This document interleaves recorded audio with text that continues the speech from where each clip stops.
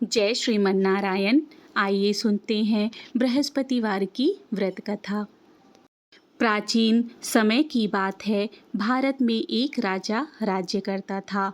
वह बड़ा ही प्रतापी व दानी था। नित्य प्रति मंदिर में भगवत दर्शन करने जाता था और ब्राह्मण और गुरु की सेवा किया करता था। उसके द्वार से कोई भी याचक निराश होकर नहीं लौटता था। वह प्रत्येक गुरुवार को व्रत रखता एवं पूजा करता था। हर दिन गरीबों की सहायता करता था, परंतु यह सब बातें उसकी रानी को अच्छी नहीं लगती थी। वह ना ही व्रत करती और ना ही किसी को भी एक भी पैसा दान में देती थी। वह राजा से भी ऐसा करने को मना किया करती थी। एक समय की बात है, राजा शिकार खेलने वन को चले गए। घर पर रानी और दासी थी। उसी समय गुरु बृहस्पति साधु का रूप धारण कर राजा के दरवाजे पर भिक्षा मांगने आए। साधु ने रानी से भिक्षा मांगी तो वह कहने लगी, हे साधु महाराज, मैं इस दान पुण्य से तो तंग आ गई हूँ। इस कार्य के लिए तो मेरे पति देव ही बहुत हैं। आप ऐसी कृपा करें कि सारा धन नष्ट हो जाए और मैं आराम से रह सकूं। साधु रूपी बृहस्पति देव ने कहा, हे देवी, तुम बड़ी विचित्र हो। संतान और धन से कोई दुखी नहीं होता है, इसको तो सभी चाहते हैं। पापी भी पुत्र और धन की इच्छा करता है। अगर तुम्हारे पास धन अधिक है तो भूखे मनुष्यों को भोजन कराओ, प्याऊ लगवाओ, ब्राह्मणों को दान दो, धर्मशालाएं बनवाओ, कुआं, तालाब, बावड़ी, बाग बगीचे आदि का निर्माण कराओ तथा निर्धनों की कुंवारी कन्याओं का विवाह कराओ। साथ ही यज्ञ आदि करो। इस प्रकार से कर्मों से आपके कुल का और आपका नाम परलोक में सार्थक होगा एवं स्वर्ग की प्राप्ति होगी। परंतु रानी साधु की इन बातों से खुश नहीं हुई। उसने कहा, हे साधु महाराज, मुझे ऐसे धन की आवश्यकता नहीं है जिसको मैं अन्य लोगों को दान दे दूं तथा जिसको रखने और संभालने में ही मेरा सारा समय नष्ट हो जाए। साधु ने कहा, हे देवी, यदि तुम्हारी ऐसी ही इच्छा है तो मैं तुम्हें जैसा बताता हूँ तुम वैसा ही करना। बृहस्पतिवार के दिन घर को गोबर से लीपना, अपने केशों को पीली मिट्टी से धोना, केशों को धोते समय स्नान करना, राजा से कहना कि हजामत करवाए, भोजन में मांस मदिरा खाना, कपड़ा धोबी के यहाँ धुलने देना। इस प्रकार 7 बृहस्पतिवार करने से तुम्हारा धन नष्ट हो जाएगा। यह कहकर साधु महाराज रूपी बृहस्पति देव अंतर ध्यान हो गए। रानी ने साधु के कहने के अनुसार 7 बृहस्पतिवार तक वैसा ही करने का विचार किया। साधु के बताए अनुसार कार्य करते हुए केवल 3 बृहस्पतिवार ही बीते थे कि उसकी समस्त धन संपत्ति नष्ट हो गई। भोजन के लिए दोनों समय परिवार तरसने लगा तथा सांसारिक भोगों से भी दुखी रहने लगा। तब वह राजा रानी से कहने लगा कि हे रानी, तुम यहाँ पर रहो, मैं परदेश जाता हूँ, क्योंकि यहाँ पर मुझे सभी मनुष्य जानते हैं, इसीलिए मैं यहाँ कोई कार्य नहीं कर सकता। अब मैं परदेश जा रहा हूँ। यहाँ पर ही कोई काम धंधा करूँगा, शायद हमारे भाग्य बदल जाएं। ऐसा कहकर राजा परदेश चला गया। वह वहाँ जंगल से लकड़ी काट कर लाता और शहर में बेचता। इस तरह जीवन व्यतीत करने लगा। इधर राजा के बिना रानी और दासियां दुखी रहने लगी। किसी दिन भोजन मिलता और किसी दिन जल पीकर ही रह जाती। एक समय रानी और दासियों को 7 दिन बिना भोजन के व्यतीत करना पड़ा तो रानी ने अपनी दासी से कहा, हे दासी, यहाँ पास ही नगर में मेरी बहन रहती है। वह बड़ी धनवान है। तू उसके पास जा और वहाँ से 5 सेर बेजर मांग कर ले आ, जिससे कुछ समय के लिए गुजर हो जाएगा। दासी रानी की बहन के पास गई। रानी की बहन उस समय पूजा कर रही थी। बृहस्पतिवार का दिन था। दासी ने रानी की बहन से कहा, हे रानी, मुझे आपकी बहन ने भेजा है, मुझे 5 सेर बेझर दे दो। दासी ने यह बात अनेक बार कही, परंतु रानी की बहन ने कोई उत्तर नहीं दिया, क्योंकि वह उस समय बृहस्पतिवार की कथा सुन रही थी। जब दासी को रानी की बहन से कोई उत्तर नहीं मिला तो वह बहुत दुखी हुई। उसे क्रोध भी आया। वह लौटकर रानी से बोली, हे रानी, आपकी बहन तो बहुत ही घमंडी है। वह छोटे लोगों से बात भी नहीं करती। मैंने उससे कहा तो उसने कोई उत्तर नहीं दिया। मैं वापस चली आई। रानी बोली, हे दासी, इसमें उसका कोई दोष नहीं है। जब बुरे दिन आते हैं तो कोई सहारा नहीं देता। अच्छे बुरे का पता विपत्ति में ही लगता है। जो ईश्वर की इच्छा होगी वही होगा। यह सब हमारे ही भाग्य का दोष है। उधर रानी की बहन ने सोचा कि मेरी बहन की दासी आई थी, परंतु मैं उससे नहीं बोली। इससे वह बहुत दुखी हुई होगी। अतः कथा सुन और विष्णु भगवान का पूजन समाप्त कर वह अपनी बहन के घर आई और कहने लगी, हे बहन, मैं बृहस्पतिवार का व्रत कर रही थी जब तुम्हारी दासी हमारे घर आई थी, परंतु जब तक कथा होती है तब तक हम लोग ना उठते हैं और ना ही बोलते हैं, इसीलिए मैं नहीं बोली। कहो दासी, क्यों आई थी?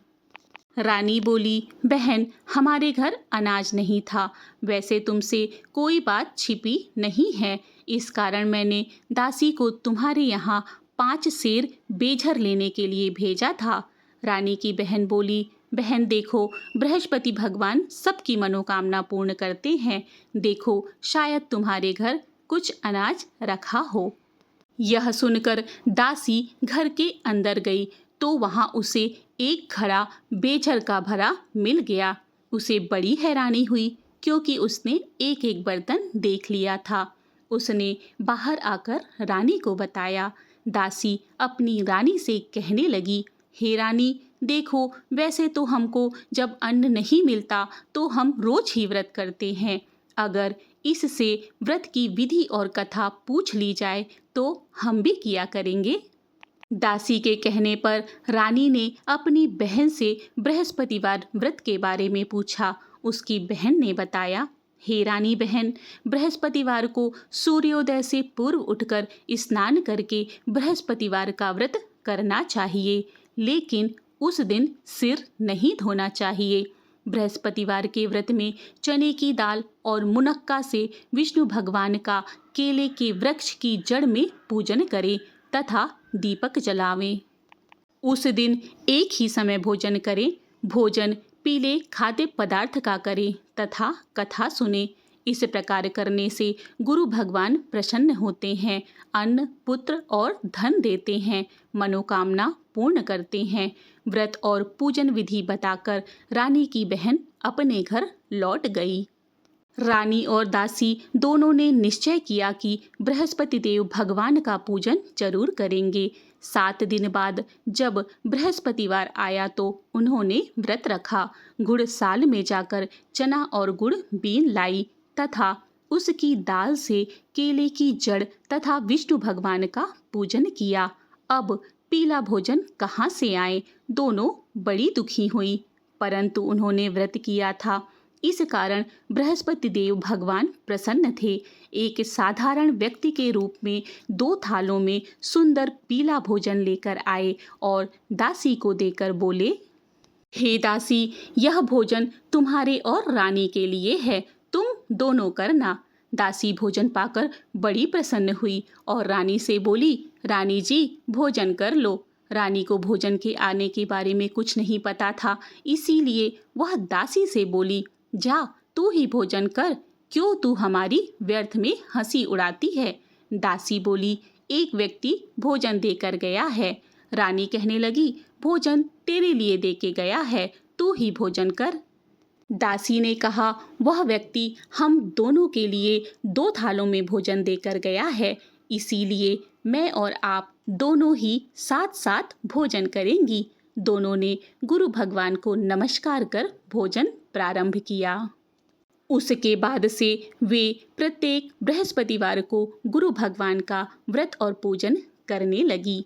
बृहस्पति भगवान की कृपा से उनके पास धन हो गया, परंतु रानी पहले की तरह फिर से आलस्य करने लगी।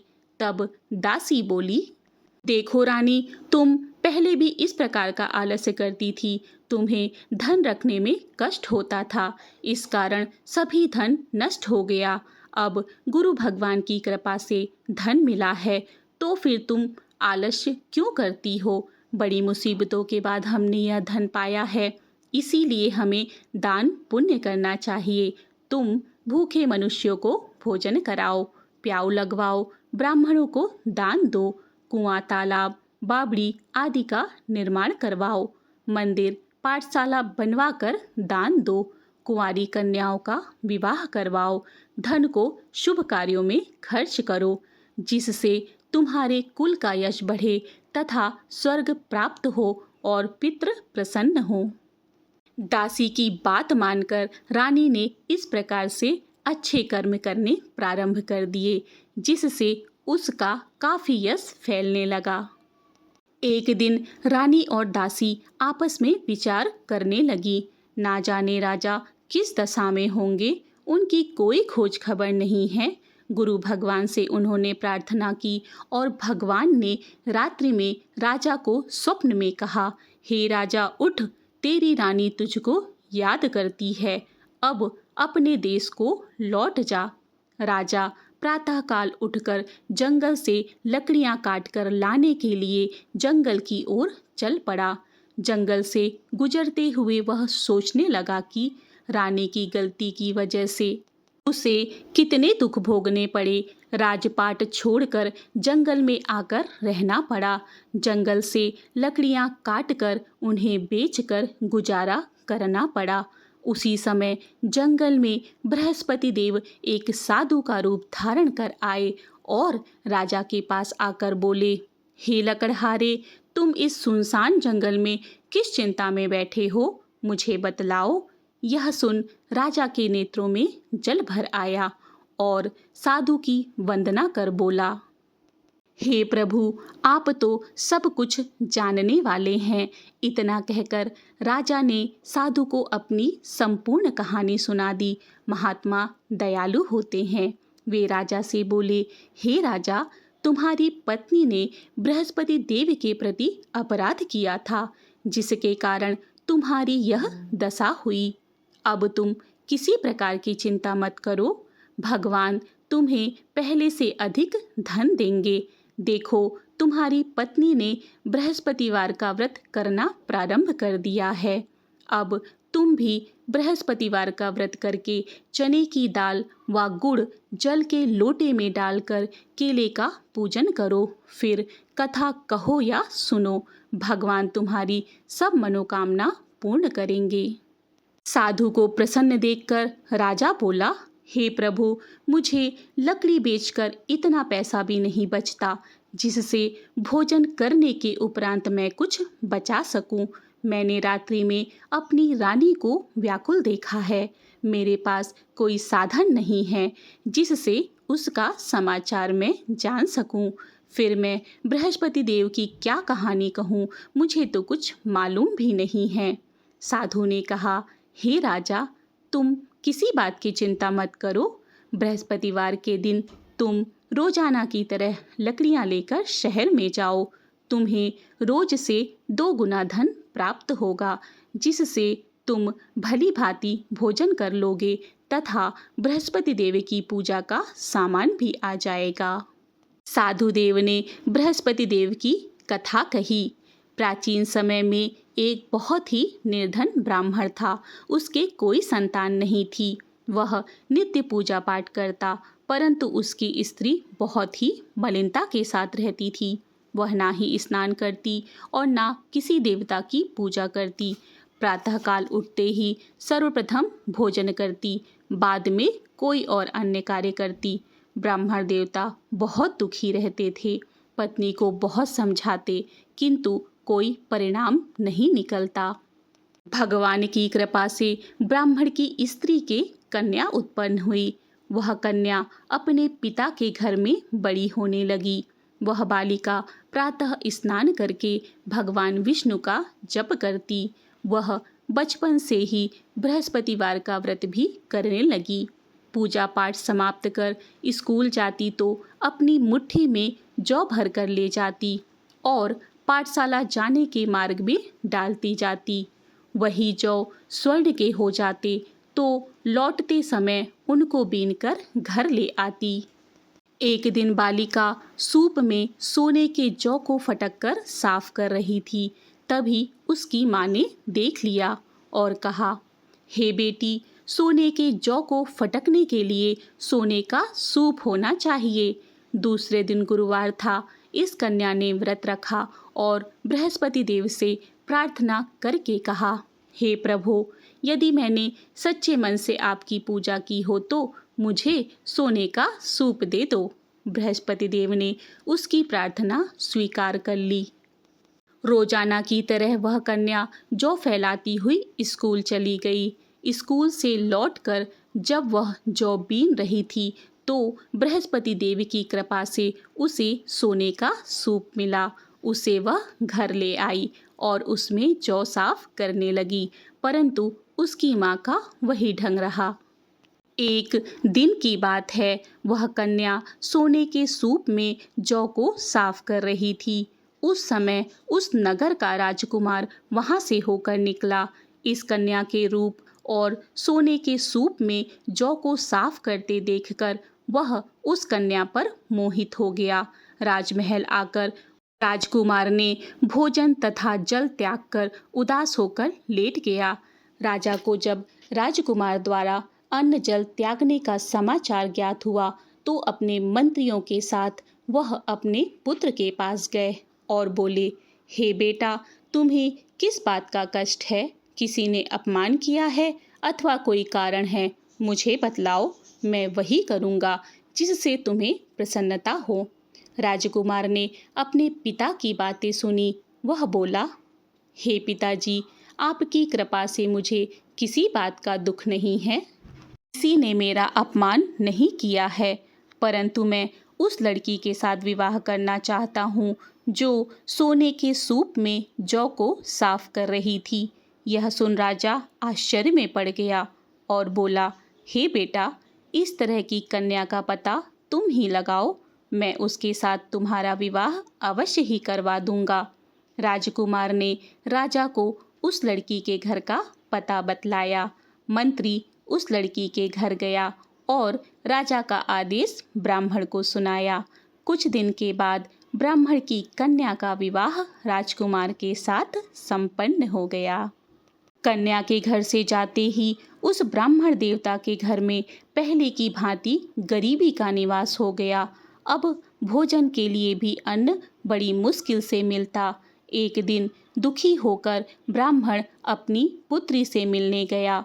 बेटी ने पिता की दुखी अवस्था को देखा और माँ का समाचार पूछा। ब्राह्मण ने सभी हाल कहा। कन्या ने बहुत सा धन देकर पिता को विदा किया। इस तरह ब्राह्मण का कुछ समय सुखपूर्वक व्यतीत हुआ, लेकिन कुछ दिन के बाद फिर वही हाल हो गया। ब्राह्मण फिर अपनी कन्या के यहाँ गया और सभी हाल कहा तो पुत्री बोली, हे पिताजी, आप माताजी को यहाँ लिवा लाओ, मैं उन्हें विधि बता दूंगी जिससे गरीबी दूर हो जाएगी। ब्राह्मण देवता अपनी स्त्री को साथ लेकर अपनी पुत्री के पास राजमहल पहुँचे तो पुत्री अपनी माँ को समझाने लगी, हे माँ, तुम प्रातःकाल उठकर प्रथम स्नान आदि करके विष्णु भगवान का पूजन करो तो सब दरिद्रता दूर हो जाएगी। परंतु उसकी माँ ने उसकी एक बात नहीं मानी। वह प्रातःकाल उठकर अपनी पुत्री का बचा जूठन खा लेती थी। एक दिन उसकी पुत्री को बहुत गुस्सा आया। उसने एक रात कोठरी से सारा सामान निकाल दिया और अपनी माँ को उसमें बंद कर दिया। प्रातः उसमें से उन्हें निकाला तथा स्नान आदि करा के पूजा पाठ करवाया तो उसकी माँ की बुद्धि ठीक हो गई। इसके बाद वह नियम से पूजा पाठ करती और प्रत्येक बृहस्पतिवार को व्रत रखने लगी। इस व्रत के प्रभाव से उसकी माँ भी बहुत धनवान हो गई और बृहस्पति देवता के प्रभाव से स्वर्ग को गई। वह ब्राह्मण भी सुखपूर्वक इस लोक को सुख भोग कर स्वर्ग को प्राप्त हुआ। इस तरह कहानी कहकर साधु देवता वहाँ से लोप हो गए। धीरे धीरे समय व्यतीत होने पर फिर बृहस्पतिवार का दिन आया। राजा जंगल से लकड़ी काटकर किसी शहर में बेचने गया। उसे उस दिन और दिनों से अधिक धन मिला। राजा ने चना गुड़ आदि लाकर बृहस्पतिवार का व्रत किया। उस दिन से उसके सभी क्लेश दूर हो गए। परंतु जब अगला गुरुवार का दिन आया तो वह बृहस्पतिवार का व्रत करना भूल गया। इस कारण बृहस्पति भगवान नाराज हो गए। उस दिन उस नगर के राजा ने विशाल यज्ञ का आयोजन किया तथा अपने समस्त राज्य में घोषणा करवा दी कि कोई भी मनुष्य अपने घर में भोजन ना बनाए, आग भी ना जलाए। सभी लोग हमारे यहाँ भोजन करने आवे। इस आज्ञा को जो ना मानेगा उसको फांसी की सजा दी जाएगी। राजा की आज्ञा के अनुसार राज्य के सभी वासी राजा के भोज में सम्मिलित हुए, लेकिन लकड़हारा कुछ देर से पहुंचा, इसीलिए राजा उसको अपने साथ महल लिवा ले गए। जब राजा लकड़हारे को भोजन करा रहे थे तो रानी की दृष्टि उस खूंटी पर पड़ी जिस पर उसका हार लटका हुआ था। उसे हार खूंटी पर लटका दिखाई नहीं दिया। रानी को निश्चय हो गया कि मेरा हार उस लकड़हारे ने ही चुरा लिया है। उसी समय सैनिक बुलवाकर उसको जेल में डलवा दिया। जब लकड़हारा जेल खाने में गया तो बहुत दुखी होकर विचार करने लगा। ना जाने कौन से पूर्व जन्म के कर्म से मुझे यह दुख प्राप्त हुआ है, और उसी साधु को याद करने लगा जो जंगल में मिला था। तत्काल बृहस्पति देव साधु के रूप में प्रकट हो गए और उसकी दशा को देखकर कहने लगे, अरे मूर्ख, तूने बृहस्पति देवता की कथा नहीं की, इसी कारण तुझे दुख प्राप्त हुआ है। अब चिंता मत कर। बृहस्पतिवार के दिन जेल खाने के दरवाजे पर 4 पैसे पड़े मिलेंगे। उससे तू बृहस्पति देव की पूजा करना, तेरे सभी कष्ट दूर हो जाएंगे। अगले बृहस्पतिवार को उसे जेल के द्वार पर 4 पैसे मिले। राजा ने पूजा का सामान मंगवाकर कथा कही और प्रसाद बांटा। उसी रात्रि को बृहस्पति देव ने उस नगर के राजा के स्वप्न में कहा, हे राजा, तूने जिस आदमी को जेल खाने में बंद किया है वह निर्दोष है, वह राजा है, उसे छोड़ देना। रानी का हार उसी खूंटी पर लटका हुआ है। अगर तू ऐसा नहीं करेगा तो मैं तेरे राज्य को नष्ट कर दूंगा। राजा प्रातःकाल उठा और खूंटी पर हार टंगा देखकर लकड़हारे को बुलाकर क्षमा मांगी तथा राजा के योग्य सुंदर वस्त्र आभूषण भेंट करके उसे विदा किया। गुरुदेव की आज्ञा के अनुसार राजा अपने नगर को चल दिया। राजा जब नगर के निकट पहुंचा तो उसे बहुत आश्चर्य हुआ। नगर में पहले से अधिक बाग, तालाब, कुएं और बहुत सी धर्मशालाएं, मंदिर आदि बने हुए थे। राजा ने पूछा, यह किसका बाग और धर्मशाला है? तब नगर के लोग कहने लगे, यह सब रानी और दासी द्वारा बनवाए गए हैं। राजा को आश्चर्य हुआ और गुस्सा भी आया। जब रानी ने खबर सुनी कि राजा आ रहे हैं तो उसने अपनी दासी से कहा, हे दासी, देख, राजा हमको कितनी बुरी हालत में छोड़कर गए थे। वह हमारी ऐसी हालत देखकर लौट ना जाए, इसीलिए तू दरवाजे पर खड़ी हो जा। रानी की आज्ञा के अनुसार दासी दरवाजे पर खड़ी हो गई। जब राजा आए तो उन्हें अपने साथ महल लिवा ले गई। तब राजा ने क्रोध करके अपनी तलवार निकाली और पूछने लगा, बताओ, तुम्हें यह धन कैसे प्राप्त हुआ है? तब रानी ने बताया, हमें यह सब धन बृहस्पति देवता के व्रत के प्रभाव से प्राप्त हुआ है।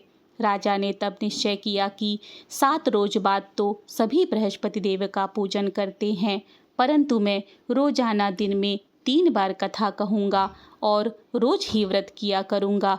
अब हर समय राजा के दुपट्टे में चने की दाल बधी रहती तथा दिन में 3 बार कथा कहता। एक रोज राजा ने विचार किया कि चलो अपनी बहन के यहाँ हो आवे। इस तरह का निश्चय कर राजा घोड़े पर सवार होकर अपनी बहन के यहाँ चल दिया। मार्ग में उसने देखा कि कुछ आदमी एक मुर्दे को लेकर जा रहे हैं। उन्हें रोककर राजा कहने लगा, अरे भैया, मेरी बृहस्पतिवार की कथा सुन लो। वे बोले, लो, हमारा आदमी तो मर गया है और इसको अपनी कथा की पड़ी है। परंतु कुछ आदमी बोले, अच्छा कहो, हम तुम्हारी कथा भी सुनेंगे। राजा ने दाल निकाली और कथा कहनी शुरू कर दी। जब कथा आधी हुई तो मुर्दा हिलने लगा और जब कथा समाप्त हुई तो राम राम करते हुए मुर्दा खड़ा हो गया। राजा आगे बढ़ा। उसे चलते चलते शाम हो गई। आगे मार्ग में उसे एक किसान खेत में हल चलाता मिला। राजा उससे बोला, अरे भैया, तुम मेरी बृहस्पतिवार की कथा सुन लो। किसान बोला, जब तक मैं तेरी कथा सुनूंगा ना, 4 हरैया जोत लूंगा। जा, अपनी कथा किसी और को सुनाना। राजा के हटते ही किसान के पेट में बहुत जोर से दर्द होने लगा और बैल पछाड़ खार कर गिर गए। उसी समय किसान की माँ रोटी लेकर आई। उसने जब यह देखा तो अपनी पुत्र से सब हाल पूछा। बेटे ने सभी हाल बता दिया। बुढ़िया दौड़ी दौड़ी उस घुड़सवार के पास गई और उससे बोली, मैं तेरी कथा सुनूंगी, तू अपनी कथा मेरे खेत पर चलकर ही कहना। राजा ने लौटकर बुढ़िया के खेत पर जाकर कथा कही, जिसके सुनते ही बैल खड़े हो गए और किसान के पेट का दर्द भी बंद हो गया। राजा अपनी बहन के घर पहुंचा। बहन ने भाई की खूब मेहमानी की। दूसरे रोज प्रातःकाल राजा जागा तो वह देखने लगा कि सभी लोग भोजन कर रहे हैं। राजा ने अपनी बहन से जब पूछा कि कोई ऐसा मनुष्य नहीं है जिसने भोजन ना किया हो, जो मेरी बृहस्पतिवार की कथा सुन ले, तो बहन बोली, हे भैया, यह देश ऐसा ही है। यहाँ पर लोग पहले भोजन करते हैं, बाद में अन्य काम करते हैं। अगर पड़ोस में कोई हो तो देख आती हूँ। ऐसा कहकर बहन देखने चली गई, परंतु उसे कोई भी ऐसा व्यक्ति नहीं मिला जिसने भोजन ना किया हो। फिर वह एक कुम्हार के घर गई, जिसका लड़का बीमार था। उसे मालूम हुआ कि यहाँ 3 दिन से किसी ने भोजन नहीं किया है। रानी ने अपने भाई की कथा के लिए कहा तो वे सब तैयार हो गए।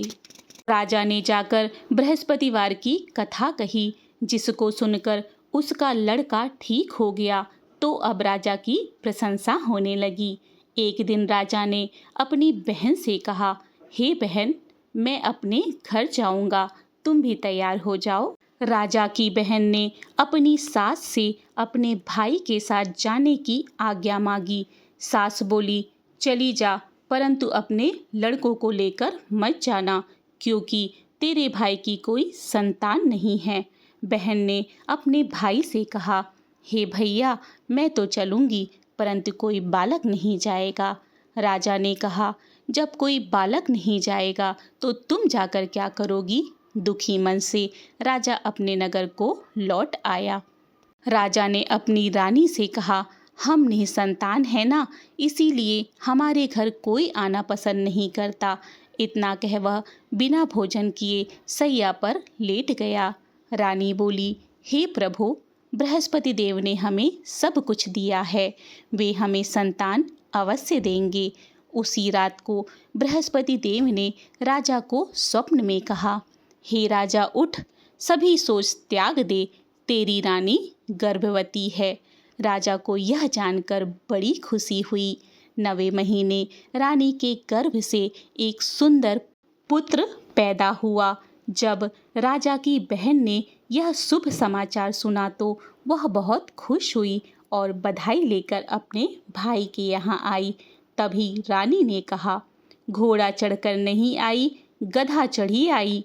राजा की बहन बोली, भाई, मैं इस प्रकार ना कहती तो तुम्हें औलाद कैसे मिलती? बृहस्पति देव ऐसे ही हैं, जिसके मन में जो मनोकामनाएं होती हैं सभी को पूर्ण करते हैं। जो सद्भावना पूर्वक बृहस्पतिवार का व्रत करता है एवं कथा पढ़ता है अथवा सुनता है और दूसरों को सुनाता है, बृहस्पति देव उसकी सभी मनोकामनाएं पूर्ण करते हैं। बृहस्पति देव उसकी सदैव रक्षा करते हैं। जो संसार में सद्भावना व सच्चे हृदय से बृहस्पति देव का पूजन करते हैं, उनकी सभी मनोकामनाएं उसी प्रकार पूर्ण होती हैं जैसे रानी और राजा ने बृहस्पति देव की कथा का गुणगान किया। उनकी सभी इच्छाएं बृहस्पति देव ने पूर्ण की। मनुष्य को हृदय से उनका मनन करते हुए जय जयकार करना चाहिए। इति श्री बृहस्पतिवार व्रत कथा। बोलो विष्णु भगवान की जय। आइए अब बृहस्पति देव की आरती करें। जय बृहस्पति देव। ओम जय बृहस्पति देवा, स्वामी जय बृहस्पति देवा। छिन छिन भोग लगाऊं, छिन छिन भोग लगाऊं, कदली फल मेवा। ओम जय बृहस्पति देवा। तुम पूरन परमात्मा, तुम अंतर्यामी, स्वामी तुम अंतर्यामी। जगत पिता जगदीश्वर, जगत पिता जगदीश्वर, तुम सबके स्वामी। ओम जय बृहस्पति देवा। करणामृत निज निर्मल, सब पातक हरता, स्वामी सब पातक हरता। सकल मनोरथ दायक, सकल मनोरथ दायक, कृपा करो भरता। ओम जय बृहस्पति देवा। तन मन धन अर्पण कर, जो जन शरण पड़े, स्वामी जो जन शरण पड़े। प्रभु प्रकट तब हो कर, प्रभु प्रकट तब हो कर, आकर द्वार खड़ी। ओम जय बृहस्पति देवा। दीन दयाल दयानिधि, भक्तन हितकारी, स्वामी भक्तन हितकारी। पाप दोष सब हरता, पाप दोष सब हरता, भव बंधन हारी। ओम जय बृहस्पति देवा। सकल मनोरथ दायक, सब संशय हारी, स्वामी सब संशय हारी। विषय विकार मिटाओ, विषय विकार मिटाओ, संतन सुखकारी। ओम जय बृहस्पति देवा। जो कोई आरती तेरी प्रेम सहित गावे, स्वामी भाव सहित गावे। ज्येष्ठानंद आनंद कर, ज्येष्ठानंद आनंद कर, सो निश्चय पावे। ओम जय बृहस्पति देवा। ओम जय बृहस्पति देवा, स्वामी जय बृहस्पति देवा। छिन छिन भोग लगाऊं, छिन छिन भोग लगाऊं, कदली फल मेवा। ओम जय बृहस्पति देवा। बोलो बृहस्पति देव की जय। इस तरह से बृहस्पति देवी की कथा एवं आरती संपन्न होती है। यदि आप सभी को आज की कथा अच्छी लगी है तो वीडियो को लाइक, सब्सक्राइब और शेयर जरूर करें। मिलते हैं अगली धार्मिक जानकारी के साथ। जय श्री कृष्ण। राधे राधे।